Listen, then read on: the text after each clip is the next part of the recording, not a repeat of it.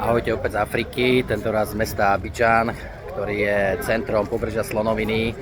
Má 6 miliónov obyvateľov, takže je to totálne veľká multikultúrna metropola a boli sme dosť veľmi šokovaní z toho, aká je moderná. Hej. Dokonca je tu najväčší mrakodráp na africkom kontinente, ktorý meria 421 metrov, takže v niektorých štvrťach sme sa cítili ako v Paríži a aj z pohľadu cien, že musím povedať, že sme sa troška niekde aj cítili ako chudobní príbuzní, keď sme si sadli do veľmi moderného hotela a dali sme si kávu alebo nejaké palacinky za trojnásobok ceny, možno čo by sme si dali niekde pod Michalskou bránou v Bratislave. Takže je to tu mesto veľkých kontrastov, že je veľmi moderné, veľmi európske, je tu veľa Francúzov, Belgičanov a iných národností, hlavne z Ázie ďalších.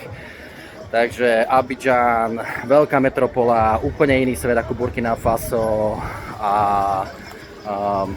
je to určite zaujímavé tu prísť a samozrejme to cestovanie tu do Abidžanu je veľmi jednoduchšie, ako povedzme, keď to porovnám s Burkina Faso, tu aj keď niekto chce prísť z Európy a není taký, povedzme, cestovateľ, ktorý chce mať veľmi zážitky z tej autenticity a byť s miestnymi obyvateľmi, ale chce zažiť veľké mesto a troška taký vibe africký tiež pocítiť, takže Abidžan je vhodné miesto na návštevu, je to krásne mesto. Takže pozdravujem vás z Abidžanu.